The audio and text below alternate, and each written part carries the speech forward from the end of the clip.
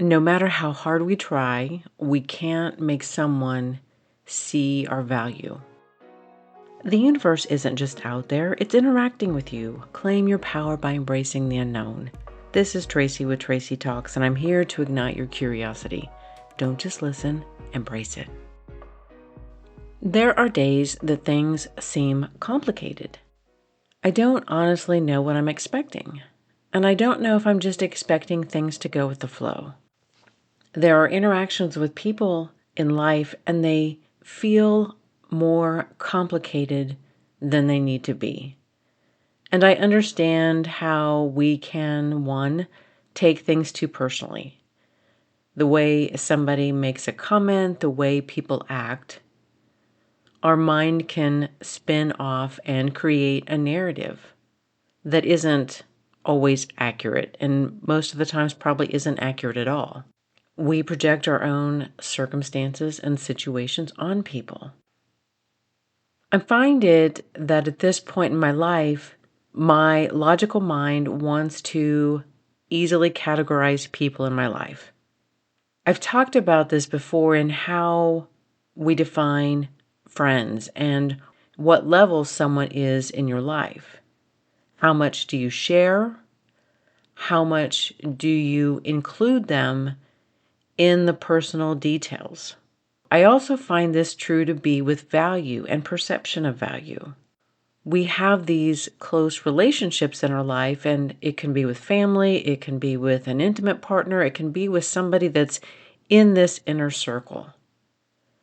And there are times when their behavior indicates they don't really value you. They don't value who you are. It gets really difficult because there's no way for this relationship to progress. If someone wants to see you in an unrealistic way, there is really nothing that you can do to change their mind. This is one of those moments in life where it becomes very difficult. And maybe some people would say it's not difficult because it comes down to, do I keep people in my life who don't value me, who don't treat me the way that I need to be treated, who don't want to include me in the personal aspects of their life? It's not like we want to go around just eliminating everybody out of our world. It's not like we want to cut off all relationships. There does seem to be this moment, though, where as we're working through the people that are correct for us, the people that are right for us, we often have this period where we've eliminated the people that aren't, and we're waiting for the new community, we're waiting for the new friends, the new close connections to show up. It can be a very sad time in life when we have to move on from people. As we get older, our community shrinks in size. And then one day you find out that somebody who you thought was a close connection really wasn't.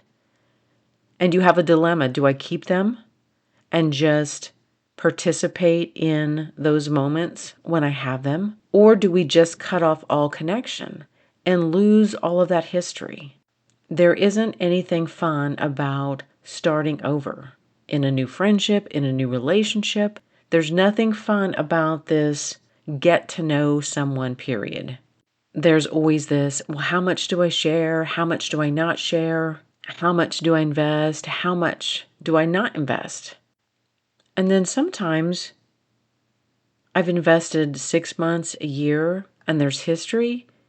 And it comes down to, wow, we really don't have very much in common, or we have important topics that we're on opposite ends of the spectrum on. And can we overcome that? Can we continue to have a friendship, even though we're very different in many ways in life?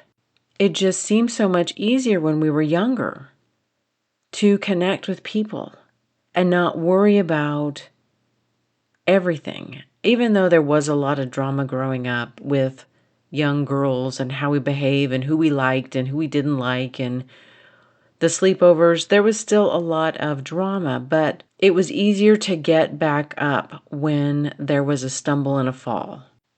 It's like that learning to ride your bicycle analogy, that when you're young, you can just fall off the bike and easily get back up and start riding again.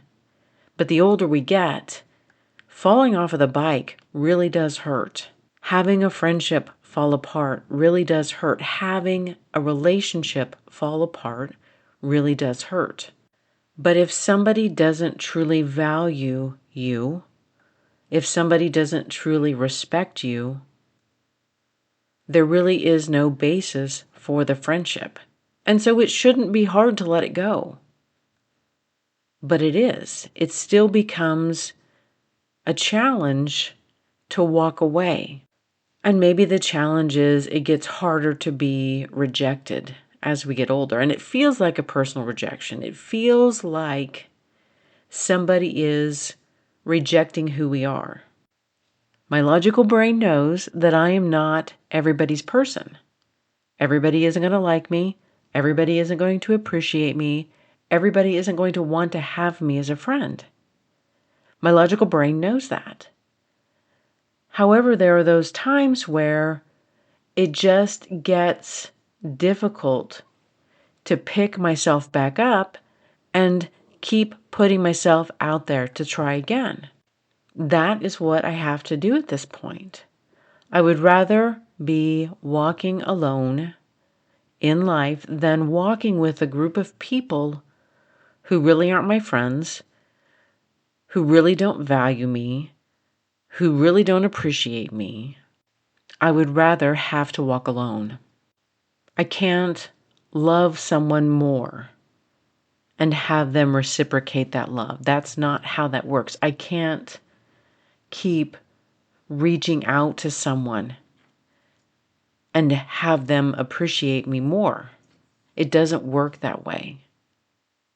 And sometimes we want it to. We want it to really work that way. We want to think that if I just love somebody a little bit more, they're going to love me back. They're going to love me in an equal capacity. If I just reach out more, then someone is eventually going to see that I care. That just isn't the case. I think this is one of those moments in life where it really is difficult to stand in your integrity, to stand at that point and say, this is the line, this is unacceptable, and I cannot continue to participate in this way. I don't really remember getting a handbook on this. I don't really remember getting a book where it says, these are the things that you're going to experience when you're an adult, and this is how you're going to feel, and this is how you're going to need to handle this. Each time a new friendship is created, there's this moment where, how much do I need to share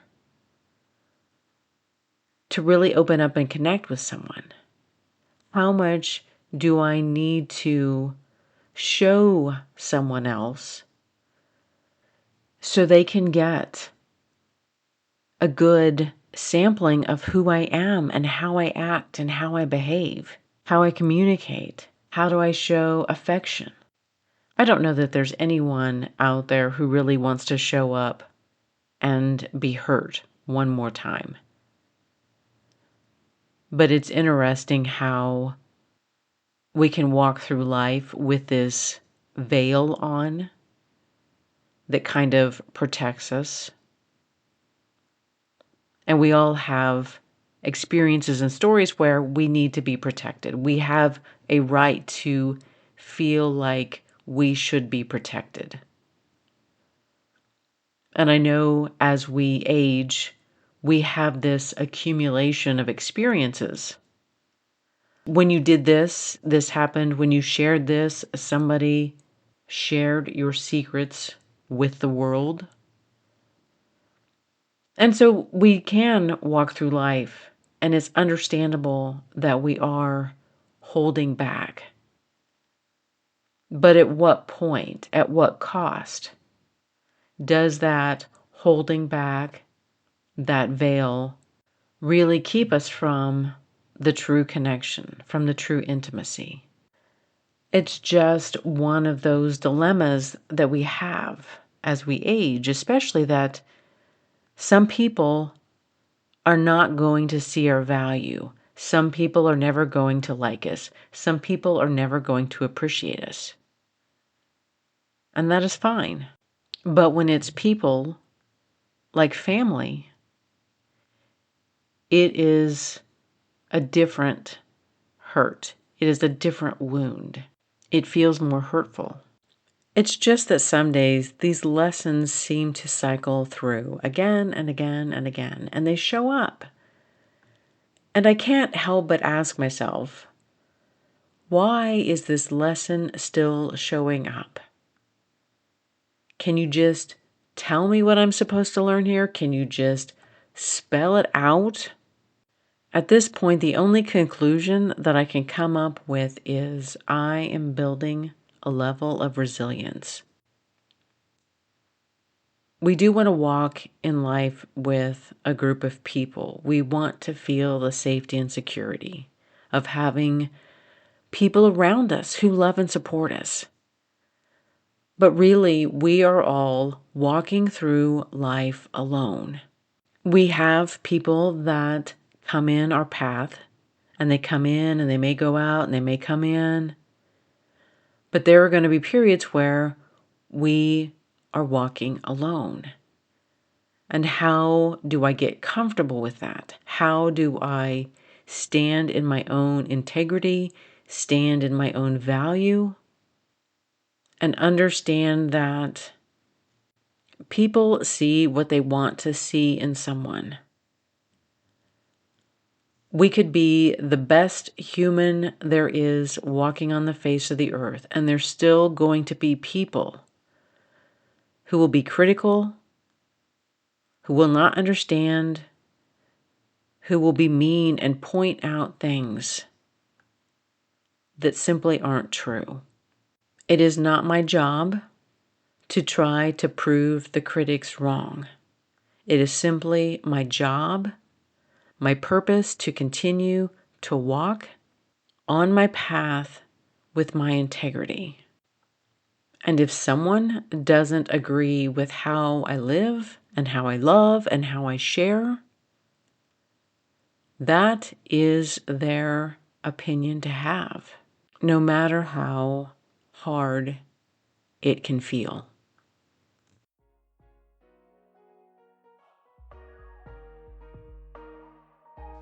Thank you for listening to this episode of Tracy Talks. Remember to rate, review, and subscribe and share with others who would enjoy listening to this podcast. Friends can find Tracy Talks available on iTunes, Spotify, Substack, and YouTube.